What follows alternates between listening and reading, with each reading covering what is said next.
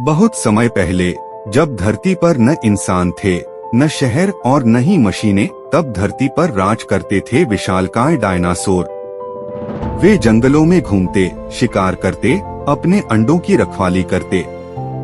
कुछ इतने विशाल होते कि पेड़ों की ऊंचाई तक आसानी से पहुंच सकते थे, और कुछ इतने छोटे और तेज होते कि पत्तियों की सरसराहट में भी छिप जाते।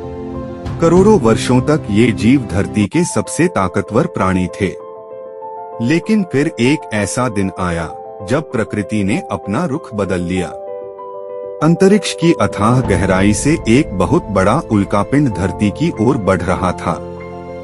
यह उल्कापिंड लगभग 10 किलोमीटर चौड़ा था, यानी इतना बड़ा कि एक पूरा शहर उसके अंदर समा सकता था।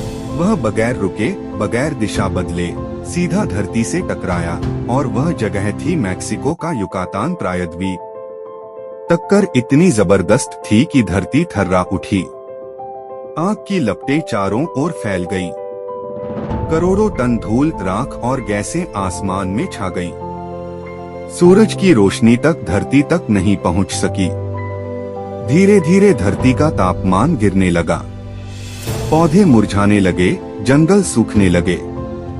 खाने की कमी शुरू हो गई। सबसे पहले शाकाहारी डायनासोर भूख से मरने लगे, क्योंकि उनके पास खाने को कुछ नहीं बचा।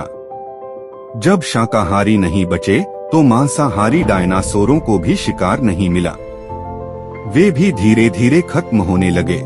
यह सिर्फ डायनासोर का अंत नहीं था, बल्कि धरती पर मौजूद लगभग 70% जीव जंतुओं का भी विनाश था। समुद्रों में रहने वाले सरीसृप, उड़ने वाले डायनासोर, कीड़े पतंगे, पेड़ पौधे, सब इस घटना के शिकार हुए। यह पृथ्वी पर अब तक की सबसे बड़ी विनाशकारी घटनाओं में से एक थी। लेकिन दिलचस्प बात यह है कि डायनासोर पूरी तरह नहीं मरे। कुछ छोटे पंखों वाले डायनासोर बच गए। वे बदलती परिस्थितियों में जीने में सक्षम थे।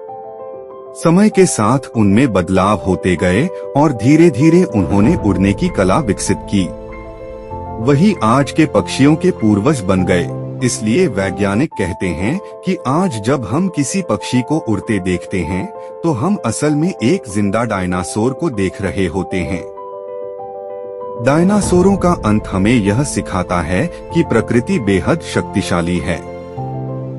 एक घटना पूरी दुनिया की दिशा बदल सकती है। और जीवन का सबसे बड़ा नियम यही है, जो बदलता है वही बचता है।